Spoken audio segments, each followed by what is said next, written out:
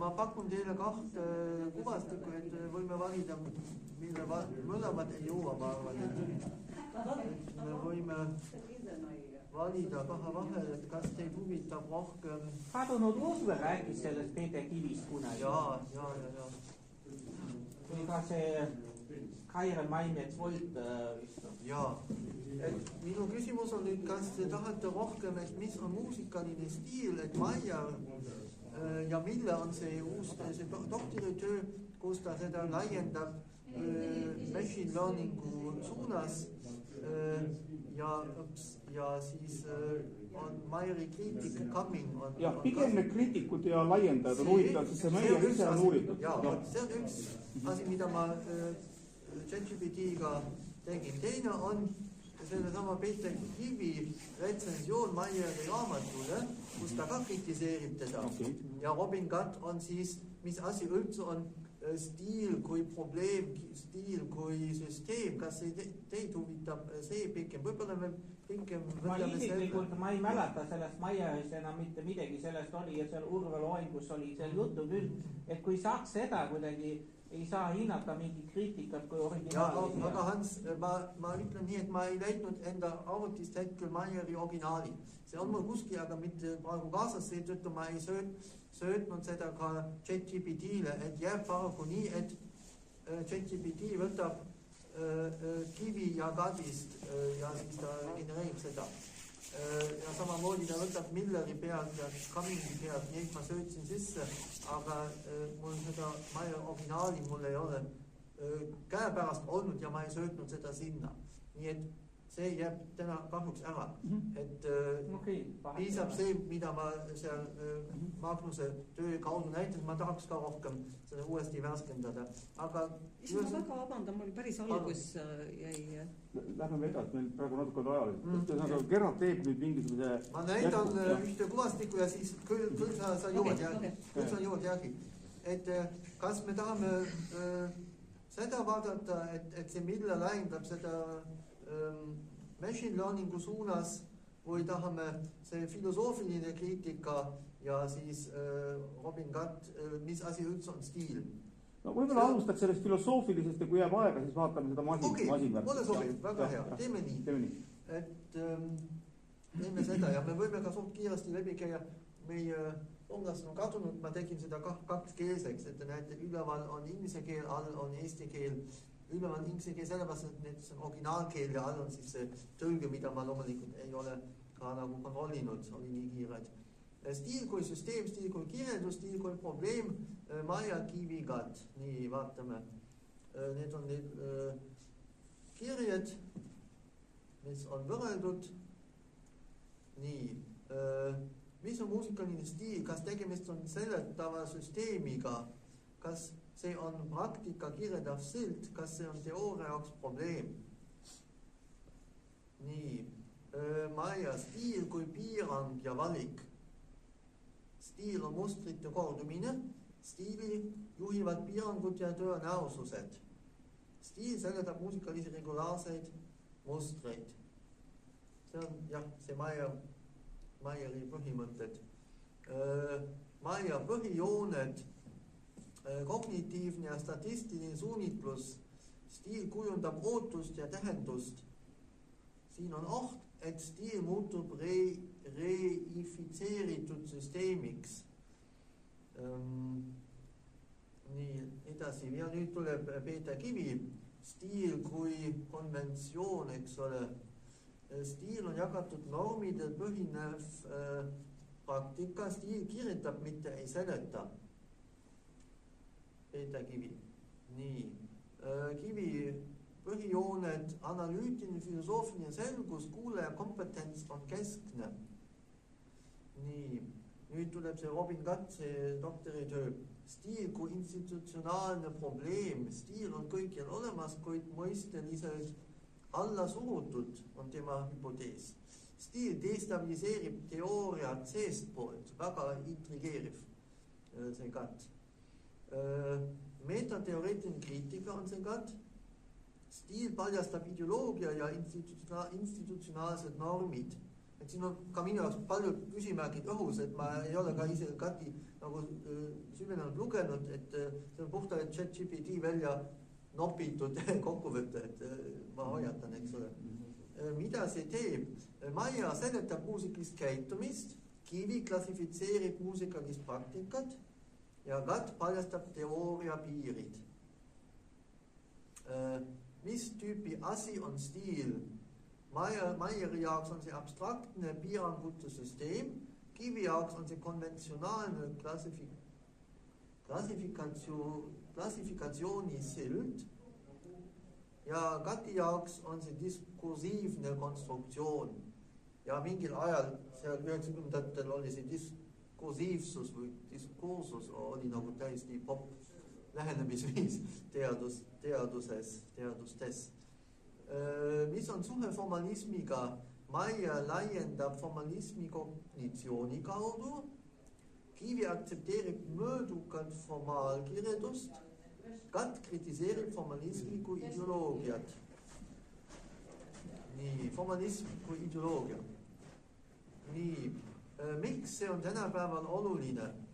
Maia toetab muusika kognitsiooni ja korpusuuringuid, Kivi rõhutab filosoofilist möödukust ja Gatt võimaldab institutsionaalset kriitikat. You find everything in English above on these slides. I continue reading in Estonian. Stiil, mis on need põhitõdemused? Stiil võib toimida süsteemi kirjelduse või probleemina, on siin välja toodud. Süsteem, kirjeldus või probleem. Vastus sõltub küsimusest. Nii et see ongi... See on teisintellekti probleem. No ja. See on meie probleem suhtes sõbraga. Ja, ei no, ei. Ma ei tea, kas ChatGPT seda lauset siia ise juurde pani. Ma jään vastuse võlgu. See võib olla Gatti doktoritöös, võib see olla nii öeldud, sest ta on väga süsteemi kriitiline. Ja see võib olla ka Peeter Kivi, kes filosoofiliselt vaatab asju teisiti kui Maia. Nii et see on nüüd see üks kuvastik. Võib-olla käime otsusele teist ka läbi, siis on... Tahtsin kommenteerida seda. Mulle tundus praegu, et Maia on klassikaline analüütik. Ta analüüsib mingi korpust ja siis ekstraheerib mingi feature'id või mis iganes, et näeb, et see on see stiil, nagu meie klassikalise muusikateadlastena töötava. Aga siis Kivi ja Gatt on pigem nagu kas filosoofilise või pigem rohkem sellise nagu võib-olla ka vaatavad seda pigem seda stiili nagu helilooja positsioonist, et kui helilooja kujendab oma stiili, et see võib-olla seda laadi mõtlemist hakkub kõige paremini selle Glenni esitustena, sest tema täpselt ütles, mina tahtsin kujundada seda ja seda stiili ja mida ma pean võtma, selline nagu pigem tööriista. Just, ja tööriista vaade, mis tööriista vaja on, see vastu Maia nagu vaatab, mis on olemas ja nii-öelda kirjutab nagu pigem klassikaline nagu ajalooline käsitlus. Ma ei mäleta, mis Maier tähendab see eelmine slaid. See? Ta räägib corpus studies. Ta tähendab siis muusikakorpust või kuule, see on hea küsimus, minu meelest muusikakorpus. Seal on ikka muusika, sest see Maieri stiiliraamat tegelikult alguses on teooria, pärast seda uurib romantilist muusikat. Ta seal hakkab pikalt ja laialt defineerib tegelikult romantilise muusika stiili. Et selles mõttes ikkagi ta on ilmselt võtnud lihtsalt terve hunniku romantilisi teoseid ja püüdnud neist aru saada. Ma arvasin, see korpuse mõiste on sama nagu informatsiooniteoorias selle AI ja korpus. ongi, tähendab muusikakorpus. Muusikateoste korpus. Just, ja sealt minu jaoks ka üllatavalt, et võetakse see kognitiivne teadus, muusikateadus võtab väga palju Maierilt nagu hoogu ja samamoodi ka see machine learning on tegelikult Maia tegelenud machine learning uga Ja noh, seda vähesed teavad, et tasub lugeda seda Millerit, me võime seda järgmist slideshot võtta, seal on siis Miller, kes seda täpsemalt, ma arvan, see vastab ka sinu küsimusele. Vaatame nüüd seda, kus Miller, see 2020, see doktoritöö Minded Embedded the concept of musical style from Maya to machine learning. Väga huvitav doktoritöö. Ja ta natuke käsitleb ka seda Cummingut, kes kritiseerib seda Maierit, aga see selleks, see on nii. Mis on muusikaline stiil? Kas stiil on inimkognitsiooni küsimus? Kas stiil on statistiline musta andmetes? Kas stiil on vahendatud tehnoloogia ja algoritmide kaudu? World plus Maya, Miller ja arvutuslikud lähenemised, computational approaches. Nii. Vaatame edasi Maya, mustrilise käitumise kordumine valikute kaudu piirangute sees. Miller ütleb, piirangute all toimuv kordumine ajalooliselt ja tehnoloogiliselt vahendatud. Arvutuslikud vaated, muusikalistes andmetes õpitud regulaarsused. See meenutab väga seda ka, mida mina oma andmetega, oma doktoritöös nagu, et ma vaatasin regulaarsusi ja kui need oli palju, siis oli see minu jaoks narratiivsem kui see, kui on segadus, siis ei saa aru andmetest. Et siin ma haakun sellega. Nii, Maia, tõenäosus kui kuulaja ootus ja stiilinorm. Miller ütleb siis täpsustavalt tõenäosus kui infoteooriast pärit ajalooline mõiste. Arvutuslikud vaated, seda pakkus mulle ChatGPT, et ta võiks seda vaadata computational vaatenurgast, et seda pakkus, see on ChatGPT pannus. Oma looming. Oma looming nii-öelda, ta niimoodi kombineerib seda. Formaliseeritud mudelid, Markovi mudelid ja närvivõrgud ja nii edasi, et nii. Aga ja, palun. Maier, see tagasi see. Maier räägib, mis see oli? Räägib kuulijate. Kuulijatest räägib, jah. Aga mil baasil? Teosed ikkagi. Maieri raamat on teostest. Minu meelest Maier ei räägi, selles mõttes ta ei räägi kuulamise mingisugusest eripäradest. Ta võtab komplekti teoseid ja ütleb, et Wagneri stiil on selline. Okay. Ta ei lähe ega intervjueeri kedagi kuulajat pärast Wagneri ooperi läbivaatamist. See on aru, aga see on eri asi. Võib-olla see ChatGPT on teinud veidvad asja. Ei, tähendab, siin on ikkagi probability as listener expectation and statistic norm, see läheb ikkagi sinna poole, kus siis Lerder and Jackendoff ka tegelevad asjaga. Aga ikkagi teose keskne minu meelest, et ta ei ole, minu tunnetus oli sellest raamatust, ta ei ole, selles mõttes ta ei uuri kuulajat, vaid ta uurib teoseid. Ma jäin vastuse võrgu enda poolt, ma ei ole jõudnud Maierit uuesti lugeda, et ühesõnaga see jääb nagu fraasina praegust. Ei, ma olen ikkagi mõnda asja vaatasin ikkagi üle, et me võime seda, see on nagu, me võime selle baasi arutada, ma arvan, et Maia tegeleb küll listener expectationiga, sellega ta tegeleb, aga kas ta teeb nüüd taju katseid, seda ma ei tea. Ilmselt mitte, jah. See on ikkagi see, et romantiline muusika on niisugune ja kuulaja eeldab sellist asja, kui sa paned sinna mingisuguse klastri plämaka ikka ära, siis see järelikult kuulaja jaoks on tegelikult selge, et see on nagu väljaspool. Ja siis ta räägib ideaalsest kuulajast ala Leadal, eks ole. Kas on olemas sellised AI-süsteemid, mis tundavad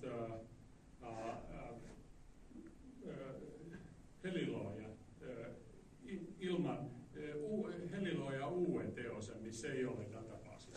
Seda on väga palju tehtud, et Itaalias oli konverents, kus Hans, sina käisid Marisega, mina käisin ka Marisega ja need matemaatikud Itaalias olid väga hullud, et nad konstrueerisid juba, ma ei tea, see on juba 20 aastat tagasi, kus loodi algoritme, mis komponeerivad teatud Bachi, mis iganes stiilis. Kui see õnnestub, siis... Tollal see ebaõnnestus. Ma mäletan, see üks ettekanne oli see, et see EAI õnnestus, et tänapäeval ütleme nii, et stiili jäljendamine kõige suurem meister, võiks öelda, oli David Cope. Ja aga David Cope'i algoritmid ei töötanud ilma supervisinguta. Minu teadest ta on ikka valinud ja nudžinud,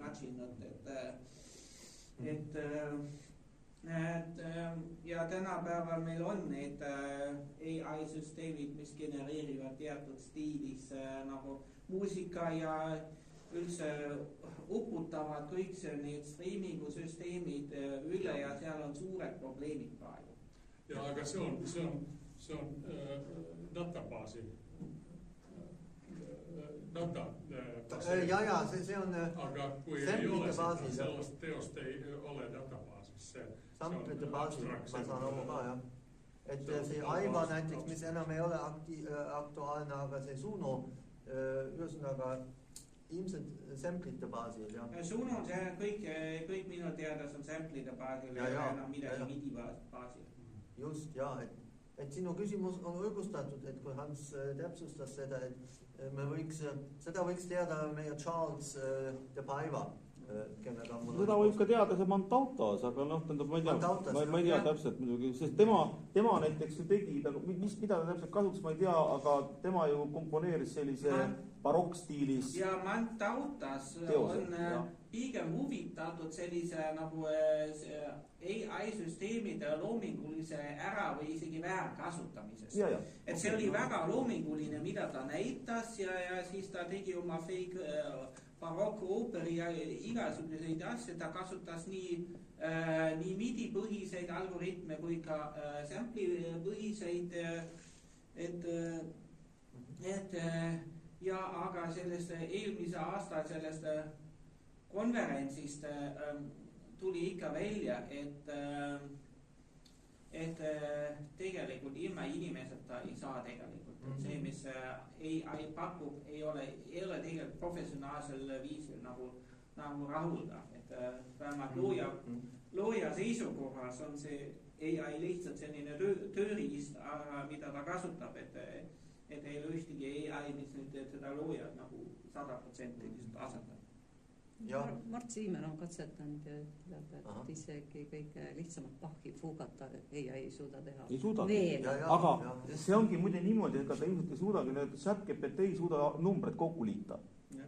Ja ma arvan, et see on tehtud põhimõtteliselt, paned talle 2+2, ta annab sulle valesid vastuseid hunniku. Ühesõnaga, seal ongi tehtud meelega, et inimesed ei hakkaks lolluste peale kasutama seda. Ma arvan, et see on tehtud aga sa saad sealt, sa pead ka tõlgendama seda informatsiooni. Sa ei hakka mingi kalkulaatori seda küll, aga jah.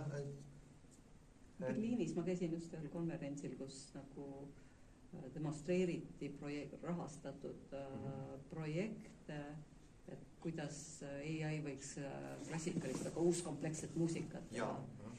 Ja need tulemused olid, ütleme, muusikaliselt piinlikud. Tegijateks olid Alexander Schubert kõige, saad aru, tehnoloogia tundlikumad heliloojad, kellele ja see tulemus tema ju geenius. No jah, ja seal oli veel, et ma ei suuda neid nimesid. Tõesti nagu parimad saksa elektromuusikud olid nagu rahastatud. No ütleme selle kohta nii, et oleme veel õnnelikud. Oleme veel õnnelikud. See asi muutub ilmselt suht kiiresti. Aga iga üks oli oma, see asi muutub kindlasti, aga mis oli nagu huvitav, et nad olid, kõik need grupid olid nagu oma sellised hübriidinstrumendid ehitanud, sellised organpaipide ja no inimesed olid tõsiselt nagu investeerinud ja pingutanud ja tulemus oli peaaegu et piinlik. Konverentsist on mingi jälg ka jäänud, saab seda jälgida kuskil. Ma arvan, see oli radiaalsüsteemis, ta oli Deutsche Musikdrati poolt rahastatud. Saab lugeda või? Ma arvan küll, ma otsin. Kui sa leiad, saame lugeda. Novembris. Ja okei, ma kiiresti jätkan, et siin Maja, eks on tõenäosus, kui kuuleja ootus ja stiilinorm ja siis kognitsioon paikneb kuulajas. Et minu jaoks väga sümpaatne, sellepärast, et ta näeb kognitsiooni valdkonda ja siis aga Miller ütleb, et hajutatud kognitsioon inimeste artefaktide ja süsteemide vahel. No, peaks täpsemalt lugema, mida Miller sellega... Mistä tahab rääkida, mida see hajutatud? Ei, no, et see ei asu ainult inimese peas, vaid seal on artefaktid ja süsteemid, see on laiem, see on distribueeritud, hajutatud. Võib-olla eesti keeles pigem jagatud, aga... Ja ükskõik, et distribueeritud. Ja. Ma ei oska seda sõnaga tukkida. Ja, ühesõnaga siin on vaja veel süveneda, aga see on nagu selline... Aga mis tähendab see, et see on sellised distribueeritud asjad? Kas see ei ole stiili definitsioon? No, kognitsioon ja stiil, et stiil ei sõltu ainult sellest, mis meil peas toimub, vaid ka artefaktidest ja süsteemidest. Mina saan lühidalt nii aru. Väga kostüümid, jah. No, see, mis Glenn, eks ole. See on selge, et nad on hajutatud. Ja, aga mis on hajutatud? Räägime stiilist. Ja, erinevad aspektid, mida Glenn näiteks meile pakkus, kui enda stiili kujundavatest elementidest, mitte ainult helid, vaid ka kostüüm ja kuidas ta käitub ja nii edasi. Kui sina ja mina ei räägi siitä, kuidas me jagame see hajutatud idee? No me peaks süvenema, et palun vabandust, kui see jääb siin nagu natuke lahtiseks, et vabandust, et parameetrid on hajutatud. Parameetrid, jah. Mitte inimese mõte on hajutatud. Just, parameetrid. Ja, parameetrid leiduvad erinevates valdkondades, ma ütleks, jaa. Computational views, kognitsioon mudeldatud, ma ütleks, mudeldatud ennustuse ja see prediction ja klassifitseerimisena. Et siis Maia agentsus helilojatel ja kuulejatel. Mille ütleb lisaks selle inimese ja masina kooslused kui stiiliagendid. See on sama hajutatus. Ja. Ja algoritmid kui tööriistad ja seal on agentsus valdav, kes on toimija. Kusjuures see, kes prompti kirjutab. No jah. See masin reageerib. Just, jah. Et 2002... Või vastupidi, praegu andis meile prompti sõber ja meie reageerisime ja me kirjutasime loo. Sõber andis ülesande ja nii oli. Nii võib ka, jah. Üldse nii lihtne. Jah. Kui 2020 lõpetati Beethoveni 10. sümfooniat tehisintellekti abil Saksamaal, rahvusvaheline projekt, siis see oli ka nii, et see ei olnud nii, et nupuvajutused tuli välja, see vaid oli ikkagi sadades kordades aeti seda läbi algoritmi ja siis eksperdid tegid valiku, et see oli ikkagi vägagi vahendatud. Kas oled kuulnud see? Internetis on kolmas osa on midagi kuulnud, et see mind väga ei veennud. Et kolmas osa on YouTube'is, ülejäänud osad ma ei tea, igatahes ma tõlkisin ühte ettekannet eesti keelde, et ma võin selle kohta täpsemalt jagada infot, see on ingliskeelne artikkel olemas ka, nii et... Ja kes sümfooniaorkester kandis ette või... Mingi Saksa sümfooniaorkester mängis, ja nad päriselt mängisid, nad pidid ju patsiisid tegema, nii et see oli suur töö. Nii see selleks, et agentsus, eks ole, ikkagi inimeste selles projektis näiteks. Veel viimane küsimus oli kui Beethoveni 10. sümfoonia, oli seal solistid ja koor ka või? Ei, ma ei mäleta nii täpselt, ma ei oska praegu see teema tulistada, nii et ma lihtsalt mainisin seda hetkel üldiselt. Ma võin saada lähemalt infot. Rockbändi ka integreerima. Beethoveni koosseisud aina suuremaks lähevad. Ja. Nii, siin veel analüüs ja mudeldamine. Maia inimanalüüs paljastab stiililisi piirangud, mille algoritmid toimivad tõlgendavate agentidena ja mudelid avastavad või genereerivad stiili. No, ChatGPT siin pakub seda võrdlusena. Nii, objektiivsus ja neutraalsus. Maier on ettevaatlik, see ei saa olla ettevaatlik, qualified usk, ma kõike ei toimetu. Ettevaatlik usk? Qualified on nagu kriitiline usk, analüütilise objektiivsus. See on problemaatiline. See on jah, ma seda ei jõudnud toimetada. Et seda jah. ChatGPT tõlge. Ei, ma mõned sõnad, mida kohe nägin, toimetasin paremaks, aga see jäi toimetamata. Miller räägib sellest, et objektiivsus on selgesõnaliselt tagasi lükatud. Objectivity explicitly rejected. Ja siis objektiivsus sageli eeldatud, kui üha enam vaidlustatud. No, sellega ma olen ka nõus, et me eeldame, et see algoritm, see masin on objektiivne, aga tegelikult ta ei ole. Et ma olen sellega täiesti nõus. Küsimus, mis on objektiiv? Seda tuleb siis... ikkagi mõõdetavus, tähendab, siin on ilmselt peetud ikkagi silmas seda, et mis on reaalsed omadused. Mis on muusikalise objekti reaalsed omadused ja neid asju, mida me mõõta saame, need on objektiivsed.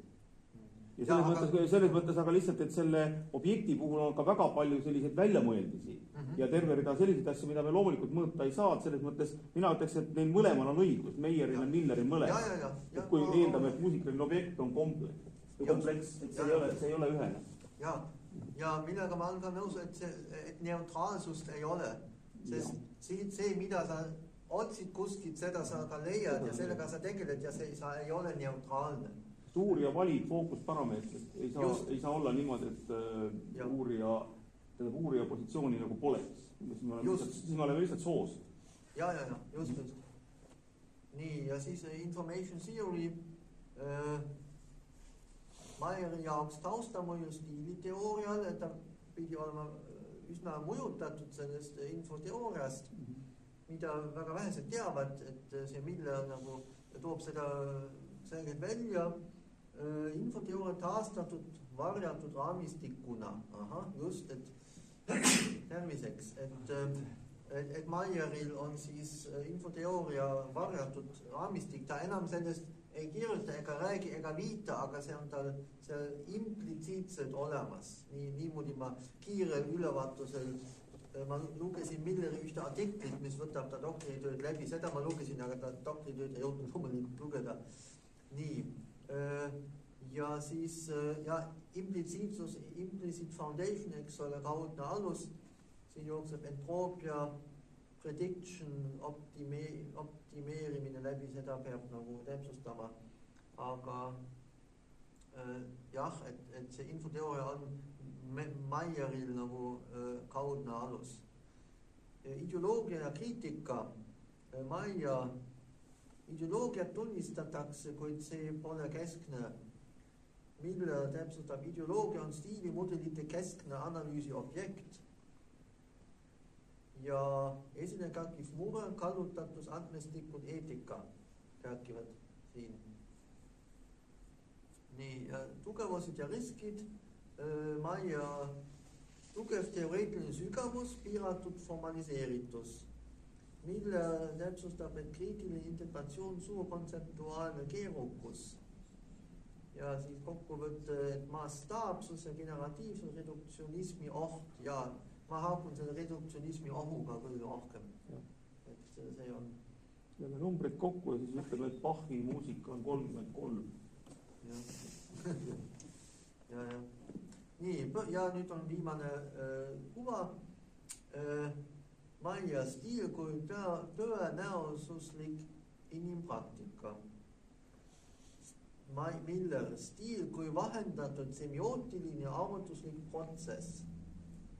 Ja siis ChatGPT stiil kui andmetes õpitud struktuur, võtab ta seda kokku. Ja nii võib seda vaadata.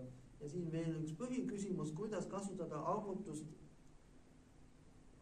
mis iganes computation, ilma stiili taandamata statistikaks. Aha, et kui stiil on statistikapõhine, mis me siis teeme? No see on lihtsalt see kaalude küsimus või nende inimene peab ikka peale vaatama asjale, et muidu sellest tuleb üks plöga ja kogu lugu. Ja see on siis nüüd kõik... Annab lõpuks vastuseks 33 ja siis hakka sellega peale midagi. Ja või 42. No või 42. Või 20.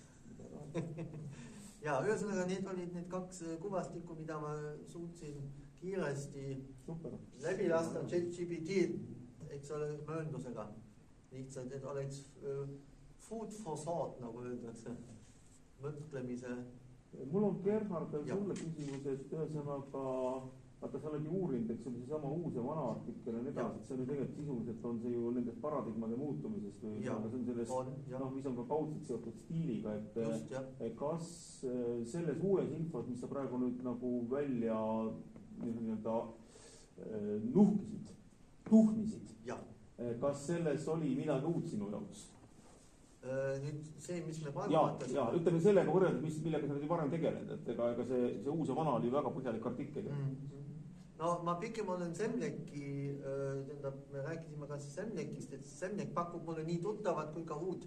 Et selle baasil ma kindlasti teen uue versiooni või laiendan seda. Siin see on kõik nii värske, et ma ei oskagi praegu nii väga...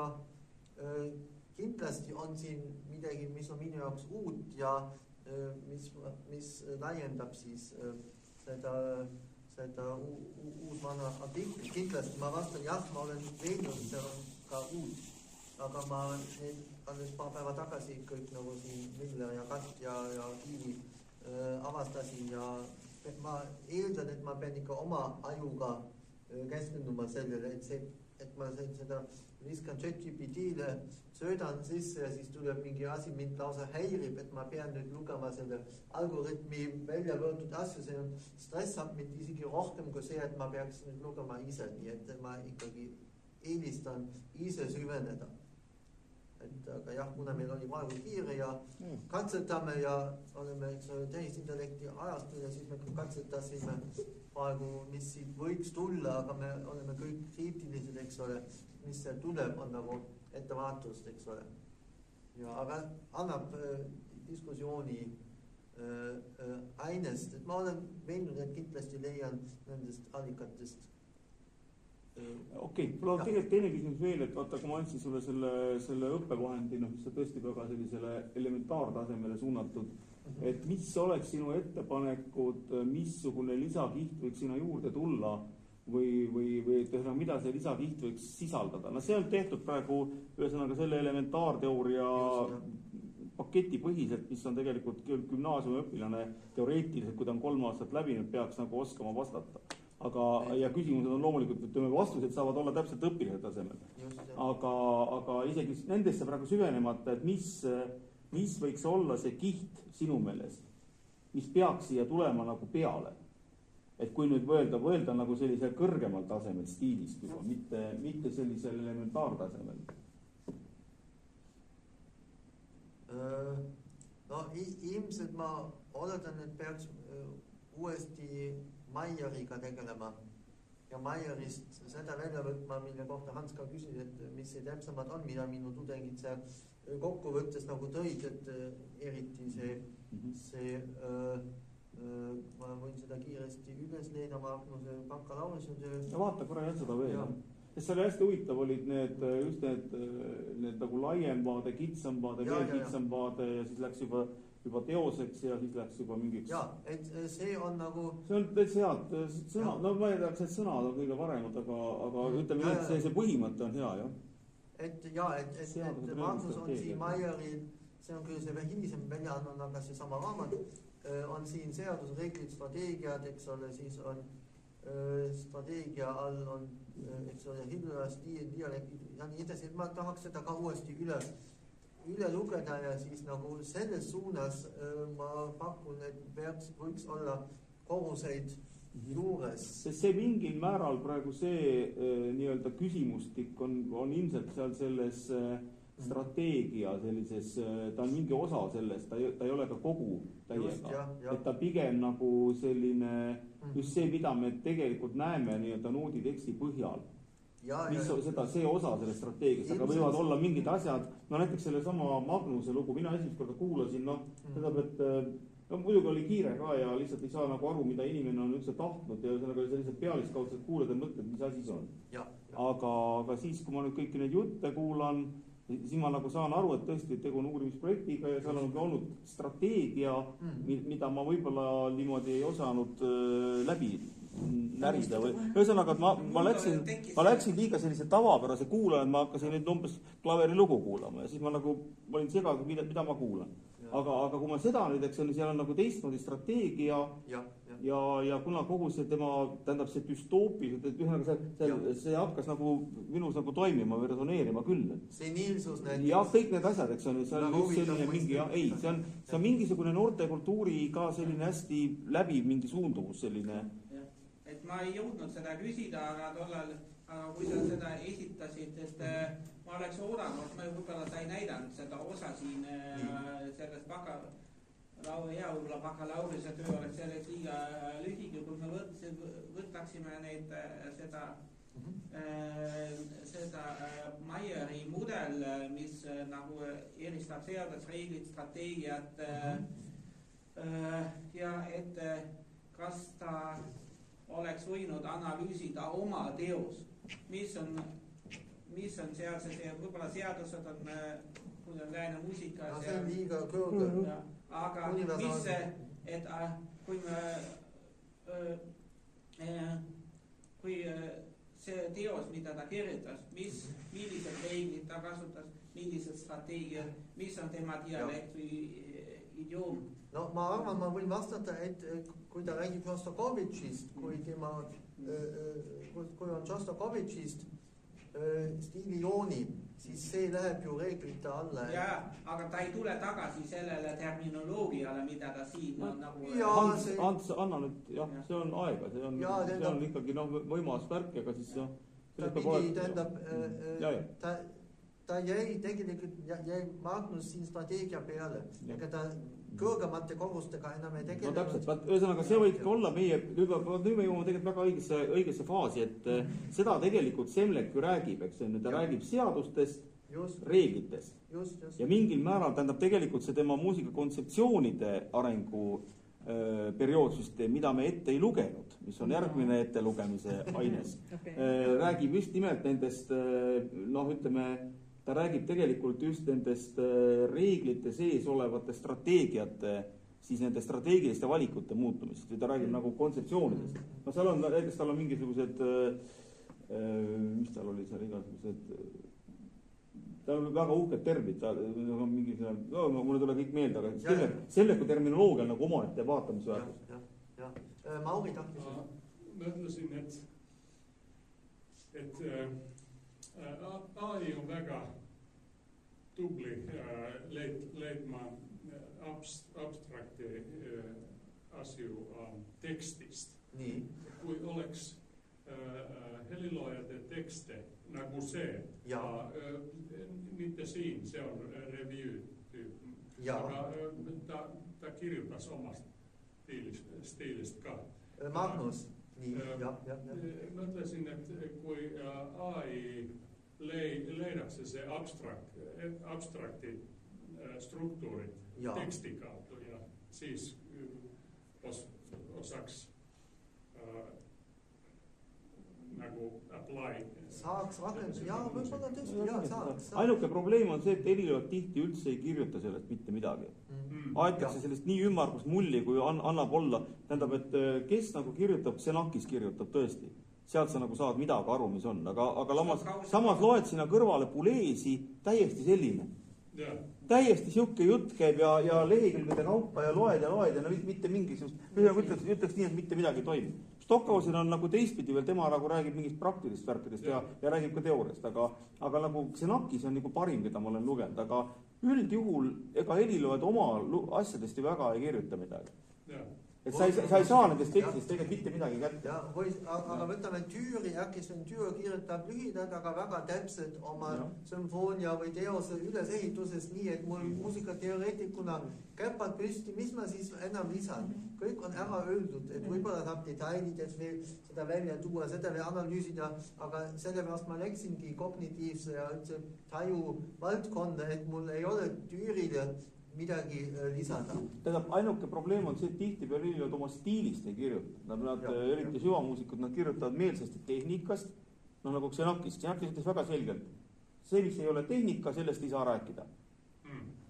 Rääkida saab ainult tehnikast, mitte millestki muust ei ole võimalik üldse rääkida. Mingi muu jahu, see kõik jääb kõrvale. Ja ta täpselt analüüsib, mismoodi ta selle loo teinud on. This rings a bell to my own field, which is filmmakers' embodied experiences of their own work when they are creating. So it rings the bell that actually there's very few studies or texts where filmmakers go into the actual experience of creation. Yes. For example, cinematographers, they only talk about camera objectives and like this kind of technical stuff and prove their professionality, but you cannot get anything out of those texts regarding what they actually experience and why they feel this is real parameters. But David Lynch described it actually. Yes, but David Lynch is, but yes, well, but he's really exceptional. Yes, they are exceptional, and I was more thinking of cinematographers, for example, who are really like technically, trying to create. They don't talk about aesthetics of picture. Tundub, et me täna tegelikult selle eelmise nädala laupäeval püstitatud ülesandeni ei jõua ja selles ongi võib-olla head ja ajud on tõesti küpsed ja tegelikult me ei jõuaks teha, me pole kõik kohal, et ühesõnaga jäägu see siis see tegelikult pöörles, see on tegelikult mingis mõttes meie kompositsiooni nagu sisse integreeritud, nii et las olla täpselt. Ja ega tegelikult ei jõua. Mis küsimused?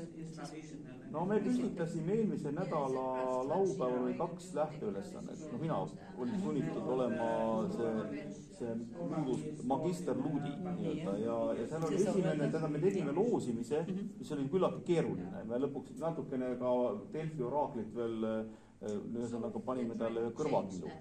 Aga see oli see, et me jaotusime sellisteks energeetilisteks paarideks, kus ühesõnaga subjekt vaatles objekti. 3 või 4 aastat tagasi oli sama? Jaa, me tegime sama põhimõtte, aga nüüd me tegime seda nagu palju niimoodi veel, kuna me olime kõik erilevad, 3-4 aastat tagasi oli natuke see, et meil oli selline inimesi, keda pidi nagu mängu kaasama, et nad ei tunneks ennast nii-öelda mänguplatsilt välja tõugatuda. Aga seekord meil seda probleemi ei olnud, kõik olid täiega, meil oli nagu võrkpallimeeskond või mõnda 5. Ja siis ühesõnaga see oli üks ülesanne ja siis ütleme see objekt pidi nagu andma kogu materjali paketi subjektile kätte, nii et edasi. Ants saaks mul terve rodud, teosed ma üldiselt nagu tean ja tunnen, aga lihtsalt ja ühesõnaga teised ka samamoodi. Ja see oli lihtsalt, ta oli meil nagu põhjakihina jäi, aga me kasutasime neid samu paare, aga tegelikult me jaotasime, me tegime sellise asja nagu on selline maailm nimega muusika. Nüüd selles maailmas me asutasime riigi, selle antud riigi seal Massiarus. Ja siis me jagasime ära ministeeriumid. Ja siis oligi niimoodi, et ühesõnaga ja ministeeriumite jaoks ühesõnaga need, kes siis olid need subjektid, need koostasid ministeeriumile arengustrateegiaid. Ja mitmesugused osakonnajuhatajad siis nii-öelda asusid tööle nende teostamisega. Ühesõnaga niisugune süsteem oli meil, aga see hoidis nagu tegelikult teatud pinevuse üleval ja siin me püüdsime kogu aeg, et me ei moodustaks, ei tekiks silotorne, et oleks ka võimalik, oleks ka nii-öelda ministeeriumide vaheline selline integratsioon toimiks, mis tekitas ka selliseid omakorda pingeid, aga saad aru, just see, et meil oli tegelikult väga pingeline hoidis nagu teatud toonust üleval, et ühesõnaga eesmärk ei olnud mitte see, et on 5 erinevat kokku, igaüks kirjutab, vaata, mulle tegelikult see sinu kriitika seal väga meeldis. Kui sa pärast seda Hiroshima esitust seal Tartus küsisid, mis see oli? Mind ei olnud kahjuks seal. Olid Tartus, sa küsisid täpselt. Hiroshimas mind... Sa olid kontserdile küsisid minu käest 3 sõna, mis see oli? ja ühesõnaga mina ütlen täpselt sama, ma ühinen sinuga, sest saad aru, ma tookord vist seletasin sulle pikalt, et ma ei saanud teha seda, mida ma tahtsin. Ma tahtsin tegelikult Eesti olid 3-minutilised ühesõnaga mingisugune siuke lihtsalt lugude mingisugune vikerraadio, vikerviiside, ühesõnaga siuke aga seda, mida ma tahtsin, et viisi heliloed lähevad kuskile Massiarusse ja on seal nädal aega koos, aga seda, kuna see oli nii resoluutne ei, siis nagu ei olnud mingit lootust ei olnud. Ja kuna mina jäin natuke hiljaks, siis ma olin pikem õiguskantsleri või presidendi rollis ja Gerhard sai kõrgemad positsioonid, tapsas endale pärast. Esitasin küsimusi ja mis te sellega tahate, mis see tähendab, ühesõnaga mul oli oma roll seda asja kokku hoida. Kas me suutsime adekvaatselt vastata? Gerhard võiks öelda, et te olete vallandatud. Kõik need ministrid on täiesti ebapädevad. Eksperdid on veel hullemad. Te olete vallandatud. Ei, ega ma ei vallanda ju kedagi. Ei, kõik on hästi. Ega me ei vallandugi. Kuna me oleme jumalad, siis jumalad ei peteta. Ja, et peaasi inspiratsioon oli vallandunud. Oli. Seda oli, jah. Ja, just. Et töö eest kõvasti, jah. Aga me peame ilmselt tõmbama joone alla, me tahame õigeaegselt lahkuda, et 3 minutit on aega, kas kellelgi on veel midagi väga põhja panevad. Timur, on sul midagi öelda? Ühesõnaga, kui on juba sõnatu olukord, siis on nagu kõik saavutatud. Suur tänu, et kutsusid mind konverentsi. Ja, suur aitäh tulemast. Aitäh tulemast. Konverents. Üldse keegi tegeleb huvitavate asjadega.